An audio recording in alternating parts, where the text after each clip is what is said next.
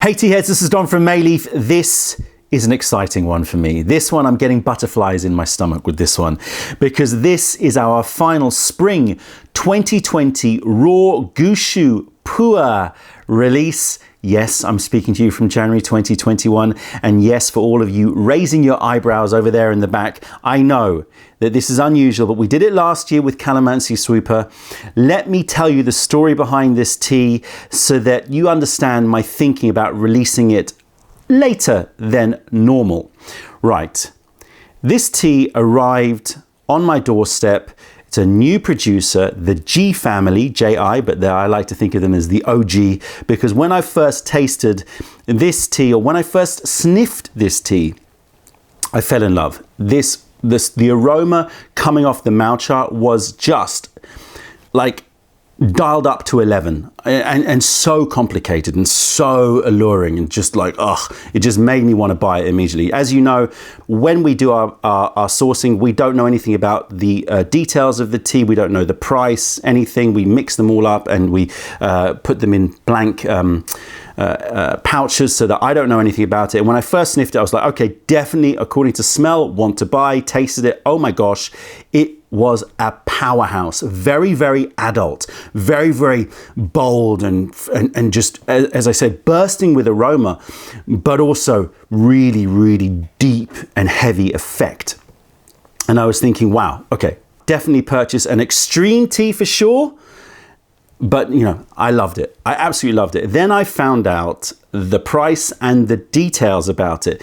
And this tea is one of the most expensive PuErh teas that we've ever purchased, either for Mayleaf or for my private collection.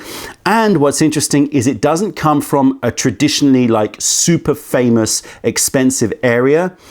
This is from Jinggu, which is in PuErh County, PuErh Prefecture. So, not the Sichuanbana famous area or the Linsang famous area, sort of in between PuErh City and Linsang. And so not the most sort of famed areas for the very high-priced PuErhs. Obviously, it's a famous area, but not for the super high-priced PuErhs. So, you know, that was a difficult one for me because I was like, oof, okay, it's very expensive, but for you know, an area which isn't that famous, so are people going to respond to it? Then I found out more details about it, and this is from ancient forest that is owned by the G family. So the G family's own private ancient forest. We couldn't get much of this tea. I believe it was 40 kilos of this tea, and it's Gushu 300-year-old, plus it is the first pluckings of the year. So the very first pluckings, and I remember the mouthchar looking that little bit finer than your average mouthchar. Now, most pluckings are the first pickings of the year, or at least spring pickings of the year, but these are definitely picked young, hence the potency, and the first plucking after the winter dormancy period. If you want to know the difference between first pluck and first flush, I'll put a link in the description below. So, it was a very difficult decision. Should I or should I not purchase this tea? It sort of sat on my desk for a while, for a sort of a 10-day period. I kept on dipping in. It was like this seductress. It just kept on, I was thinking, no, I can't. It's just too expensive. However, it seduced me. And so now I reveal to you the seducer, the resin temptress. Here she is, the temptress. This is the camel, sort of bejeweled with this lovely pendant around her head, in a sort of lavish sort of tent, we imagine, sort of in the desert, sort of a Bedouin tent, or some sort of, Arabic speaking country, with lots of this potency and this rich aromatics of resins and mangoes and oils and just, and orchids. You can see all of the sort of tasting notes that we came up with our mouthchar tasting in order to create the artwork. I'll quickly show you the artwork up close here, just so you get another angle. So this is the resin temptress. And the reason why I've left it for 9 months before releasing this tea is because of the fact that it is a powerhouse tea. It is got such bite and such quench that I felt, just like Calamansi Super last year, that it needed to just chill a little bit. It needed to sort of just start to develop a little bit more of the taste that the aroma was leading to. So the aroma was just bursting, as I said. I felt like it needed for that to just bed in so that it really sort of represented itself in the mouth. I haven't tasted this tea for about a month and a half, but a month and a half ago I was super happy. That was smack bang in Christmas, so I felt like, okay, this is definitely a January release. Here we go. Resin Temptress. As I said, I've got butterflies because I know how much I love this tea, and I'm so excited to see how it's developed even in the last month and a half. Let's quickly scope this tea. This is March 2020 first pluck tea from the Daiyejong cultivar, ancient tea trees, estimated, I believe, at about 300-year-old tea trees from Jixiangting, which is the name of the ancient forest, which is owned by the Ji family. Jixiangting in Jinggu, in Yunnan, in China, so part of the PuErh prefecture. And the picking and processing is, as I said, first pluck, younger leaves than your average pluck, I would say, with that extra potency that comes from that. And you've got the standard PuErh process, which is picking, withering, the shaching, the cooking over the wok, the resting, the rolling, the sun drying, the picking out of the huangpian and the stems to create this 40 kilos only of this batch of tea. And then it was pressed for us in 200-gram cakes. Let me just check that I was right about the, estimated 300-year-old tea trees. So let's move this to the side. And let's see, yeah, you can see already such fine picking. Such fine picking, look at that. There you go, everybody. The Resin Temptress, the Seductress. How many times did I go back and forth? I didn't have that much mouth char, but I was just going back and forth, not because I did not love it, which I did, but I was just thinking, wow, the price and the area is not a famous area. You know, is it going to be something that people are going to be looking for? Hey, if not, it's all for my private collection. That's very good. I'm very happy with that. Look at the picking. Just furry, velvety buds. Very, very, very high bud content here. Extremely high bud content. Young leaves, you can see that, yes, you've got sort of the larger leaves here, which are going down into that plummy note, and they were greener, obviously, when it first arrived to us, but younger. You can see just the fineness of the picking, despite being Gushu. So this is first pluck, 300-year-old Gushu. Let's dive in. Check the compression. Perfect. Love it. Super easy, like butter, as a certain French man says. Okay, here we go. Enough, I think. Yeah, you know me, I always like for my 10-step tasting session to really go for it. Okay, that'll do. And I'm gonna very quickly wrap this up. Very, very quickly indeed. So it's gonna be a very rough wrap. Don't judge me. I'll do it properly a bit later on. Resin Temptress, the camel, staring at me, continuously staring at me. Check out those leaves, lots and lots of buds, you can see them, and you can see fine picking. Water is already hot here, so let's get that heated up, and then I'll tidy up, and then we'll start a very exciting 10-step tasting for me. Extremely exciting. It's Friday here. This is definitely a Friday treat. Now, I'm going to say a warning before we even get involved in this. This tea, because of the young leaves, because of the early picking, because of its potency and because of its character, it needs your attention. do not forgotten brew this one. Don't sort of, oh, I forgot that tea. You know, keep your mind on it. This is a tea to focus on, in my opinion. It's also a tea that reacts very strongly to water. Very, very important.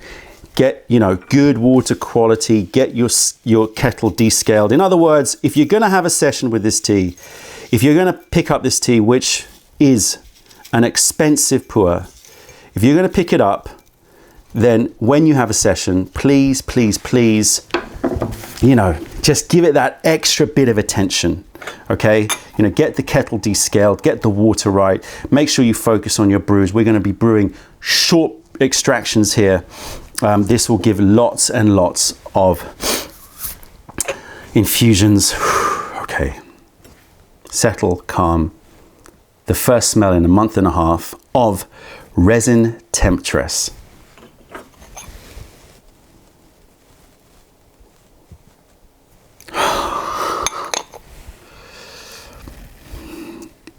It's just, what I got from the Moucha was such a intense fog of smell that sat in the Gai One, and it's the same thing here. It's deep, it's dense. I'm getting orchids. I'm getting, it's too much. It's too much for me to take, and it's very difficult for me to split it up. So let's just try. Let's go for the flowery first. Definitely orchids, lotus and orchids. That's the floral note. Let's look at the fruit. Sweet, creamy, custardy, pungent Alfonso mangoes. Very, very ripe, very ripe. Which is interesting because, you know, you'd have thought maybe sort of, I don't know if this makes sense to you, but to me it would make sense that younger pickings might exhibit more freshness. This really exhibits ripeness.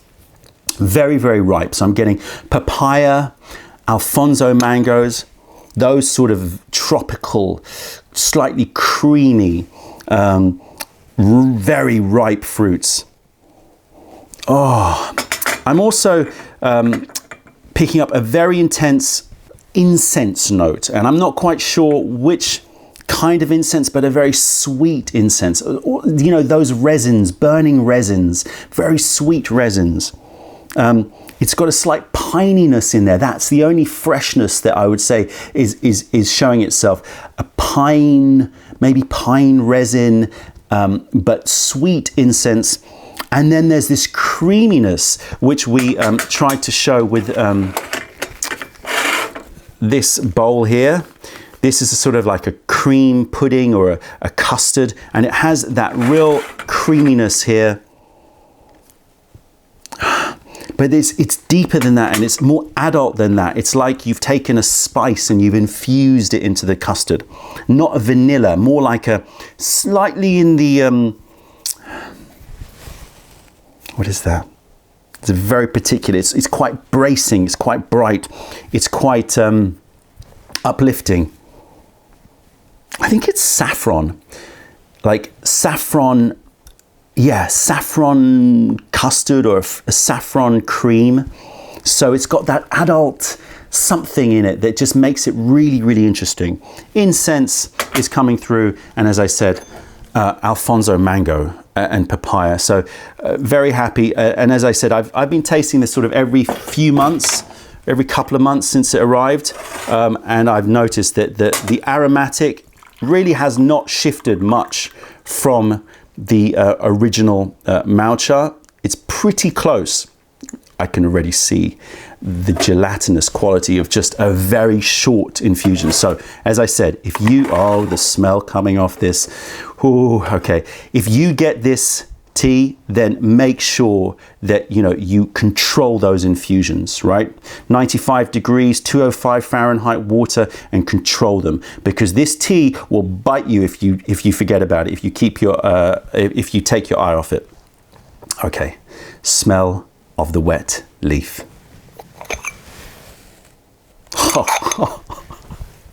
It's just ridiculous, the smell of this wet leaf. And every time it gets me, every time it surprises me. Lots and lots of that resinous, sweet resinous. It's like almost like got that very sort of adult resin note, like oud. If you've ever had like smelt oud or a perfume that is very heavy on oud, you'll know how heavy and deep and sweet and indescribable it is in terms of its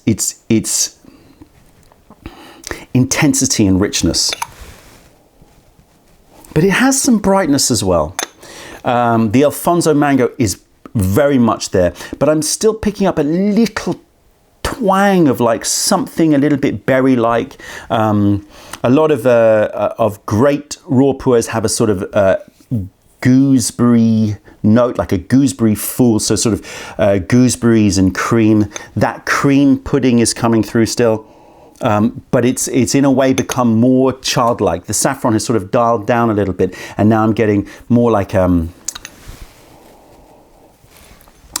sago or a semolina creaminess, like a semolina cream pudding or a sago pudding, if you've ever had one of those sago puddings in Asia.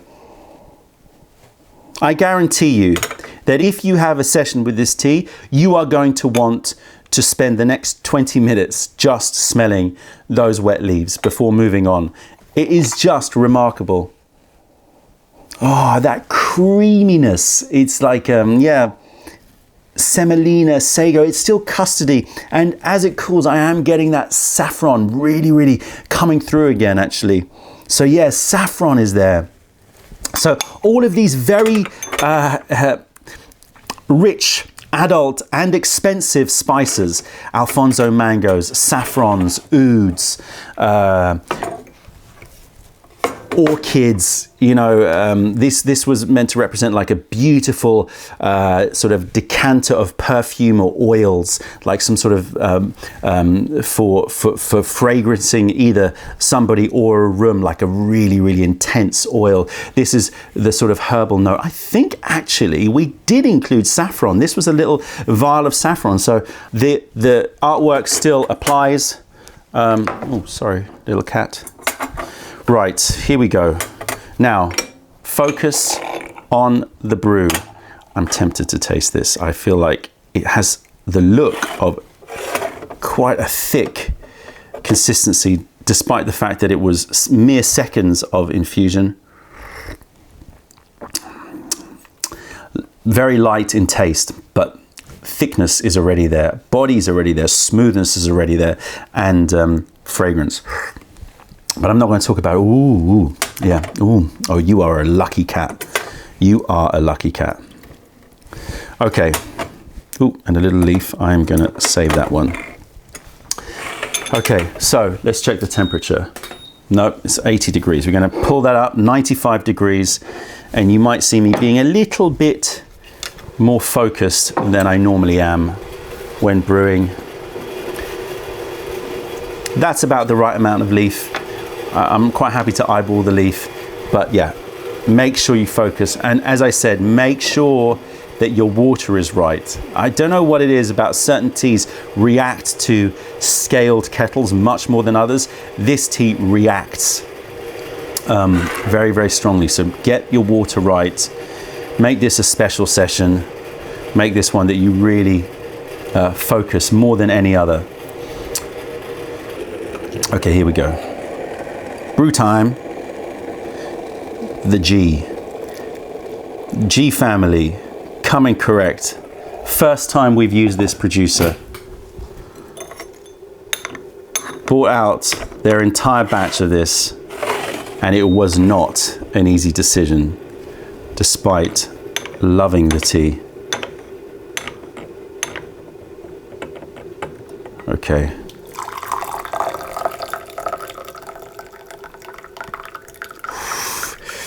Even that, maybe I've pushed it.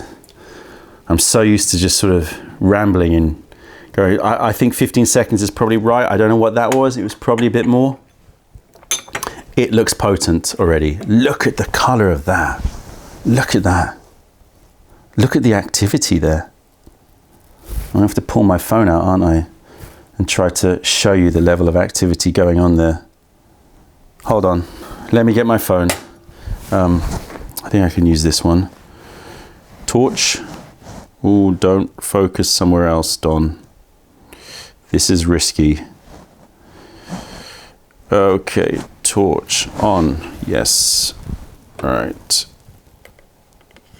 Can we see this sort of pearlescent quality of this liquor? That is some active liquor. Right. Am I still in focus? And we're good. Okay. Thick looking liquor. Sort of a apricot. Almost like got a bit of green though in it. It's got more green in it. It's just so pearlescent. It's amazing. Like almost like a genepi, you know, those herbal liquors. And the texture here, just, it looks thick and it looks almost oily on top. Let's give it a taste. Oh, texture first.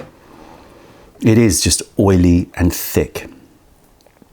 And then it moves into some all craziness going on in terms of texture, but in terms of finish, but we'll get onto that in a bit as it builds up. Oily, thick. Yeah, like a almost resinous, almost has a sort of sticky, sort of oily to sticky, lubricating feel in the mouth. Remarkable. Like it's been thickened with like extra pectin. You know how plant pectin gives it that sort of thicker, voluminous feel in the mouth.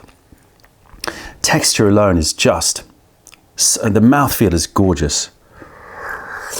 And I didn't overbrew it. That is spot on. A little bit of lacquered wood, tiny bit in the background, and then a nuttiness that comes out of that, like creamy nut, like a macadamia nut, so light and creamy. And then the fruit is there, papaya, Alfonso mango. Oh, and super vaporous. It's just staying here. I'm not even noticing it down my throat. It's like the taste is just, you could stop now and just let it develop. Yeah, orchids. Now the orchids are coming through. Papaya, incense, macadamia, that pudding, you know, that semolina. Is it semolina? Yeah, I think it is. Semolina pudding. I'm not getting the saffron now, but I'm just getting semolina pudding, macadamia nuts. That's the creaminess. And then the creamy moves into that papaya and Alfonso, which again are creamier fruits, but very, very bright and pungent. Lots of that resinous, gummy nature. And then, and this is the adult part here, apart from all of those very sort of luxurious tasting notes, it moves to this, how to put it, it's a bitterness that is very pure, very particular. A lot of times a bitterness, I would say, is like ascribed to like a grapefruit bitterness, or even like a herbal bitterness, like that has a sort of licorice or anise style sort of aftertaste to it, like absinthe sort of bitterness. This is not that. This is very much like a botanical bitterness that's super, super pure, singular, and light and understated, but there. And I'm sure, well, I know if you brew this too long, that's going to show itself too much. If you like teas with bitterness and bite, then you can brew this stronger. I would say control it, and you get this lovely sort of end of the drinking experience, this very pure, like I think it's gentian. I think it's a flower, that a lot of bitters, like botanical bitters that are used in cocktails, are made with. And it's just super pure. I don't know how else. It's like clean. It's a very clean. It's not like a persistent, you know, nasty sort of bitterness. It's like a very clean bitterness, which is not really associated with much astringency. Yes, there is a dryness in the mouth, but it's very light. It's very, very light. It's very, very like just a light coating of dryness, moving to a very flowery, this is where the orchids come in, a very flowery orchid-like finish. So it's a great, great journey, this tea, coming at you with tons and tons of aroma to this at the beginning, and then when it hits your mouth, you're getting this thick, oily, voluptuous mouthfeel, moving into creaminess, nuttiness, adult like resins and woods, and tons of that creamy fruits and incense, and then moving to this pure, singular, clean bitterness and slight dryness that dissipates into an orchid floweriness. It is a remarkable journey. And it's potent. And that water is now too hot. Let me just take this down a bit. You can see how cautious I'm being here. Okay, 96, okay, that should do. Ooh, should I smell this? Let that cool for a bit more. Oh, one infusion and a combination of deep fudge and flowers. Oh, yeah. And that resinous note as well, almost moving to sort of like oud has that slight sweet muskiness to it. It's like sweet musk. The flowers are not orchids anymore, they're sweeter. I'll come back to that. While this water is perfect temperature, let's get it in, and I might actually reduce the brewing time on this one because the leaves now have opened up, and they've opened up very, very quickly because of the delicate nature of these first pluck leaves.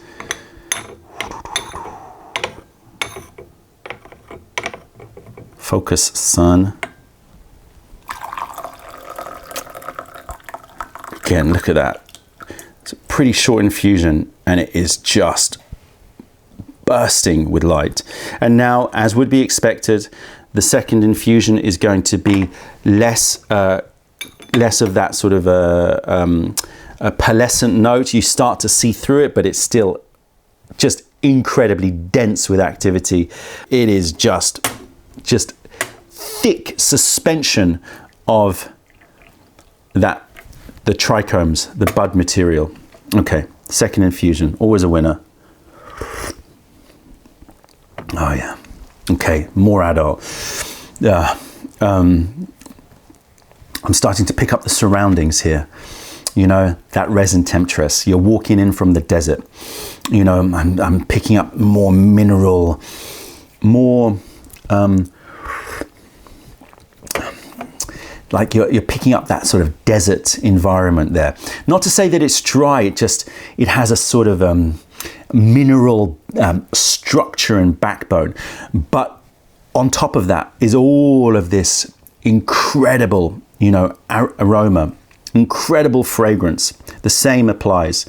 Resins, ouds, creaminess. Little spice happening there. Cinnamon, possibly. Not as sweet as cinnamon, but there's something in that nature there as well. Oh, and it's really starting to already affect me. I can feel a powerhouse tea, an active tea. Caution, right? Do not drink this tea if you want to relax. Do not drink this tea as you're sort of, oh, I'm gonna have like a lovely special session before going to bed. Nuh-uh. You ain't going to bed, right? This is going to be one that's gonna, you know, give you that give you that. It's going to bring you there. Oh,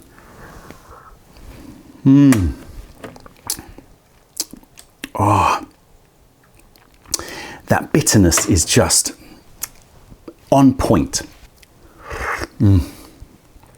Still thick, still oily. The mouthfeel. Let's talk about the after, the finish in the mouth. It moves from very soft and supple to this all over the tongue, gentle dryness that marries with that pure bitterness. It's not more astringent than a lot of pu'ers. In fact, I would say it's probably a bit less astringent than some teas, especially teas that I've experienced from PuErh area and from Linsang area, and just flooding with orchid, almost soapy, flowery, soapy orchid sweetness. Very, very clean, cleansing, but floral mouth finish, so aftertaste. And I wouldn't say that the huigan is sort of like a honey huigan like you get with a lot of gushus, maybe from Sichuan.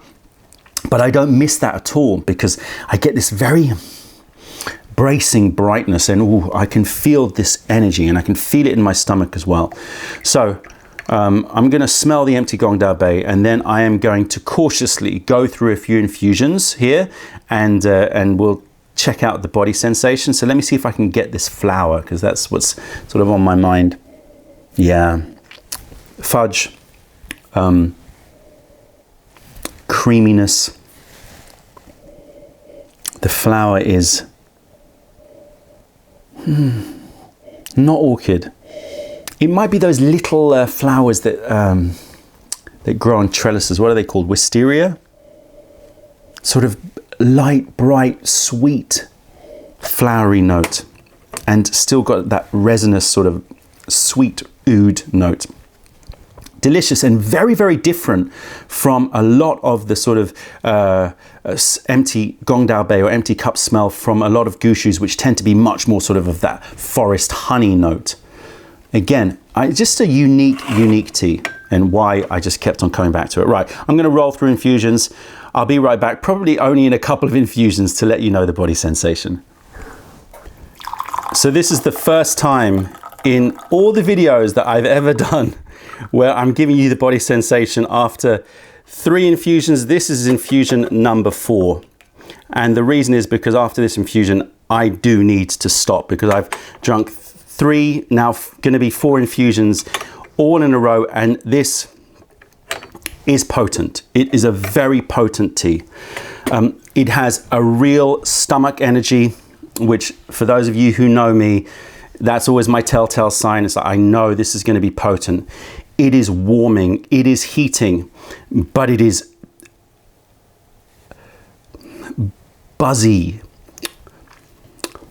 excitable, happy, but in a sort of quite, quite intense way, quite a little bit rushy. You almost sort of get a feel like, whew, it's a bit too much, You've got to take your time with this. Don't just sip slowly. Make it a creeper rather than something that's gonna hit you around the head. But very, very bright and very, very focused as well. So it's interesting. It's this combination of excitable and energizing and definitely altered, but super bright, super focused, super almost clear. It sort of reminds me of sort of an MDMA style, high, very clear, bright, but also excitable and giggly.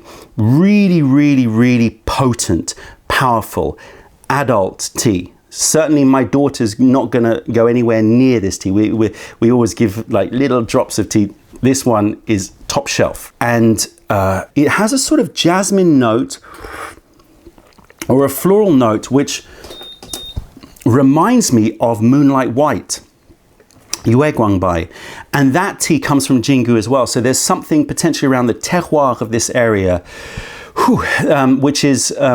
which gives that floral nature to that special sort of spicy jasmine sweetness, floral nature to Moonlight White. I notice it in the aftertaste here. Extremely potent tea. The younger leaves, the Gushu, I don't know, the terroir, an extremely potent tea. I am gonna sip this very, very, very slowly because I can feel like it's just building. I've just sort of had a build-up of many infusions. Gorgeous sensation in the sense that very excitable, very sort of bright, very buzzy. Certainly a sort of a tea to pull out on a Friday night. It's Friday morning here and I have to edit this video, so it's going to be an interesting editing session for me. This will be by my side whenever I need a little bit more of a kick. One of the most potent energies of a pu'er release that I think we've ever had with Mayleaf, so be prepared for that. An incredible tea. It is a seductress, it is a temptress. You know, she will draw you in, and you know you have to treat her with caution. The Resin Temptress. There you go, everybody.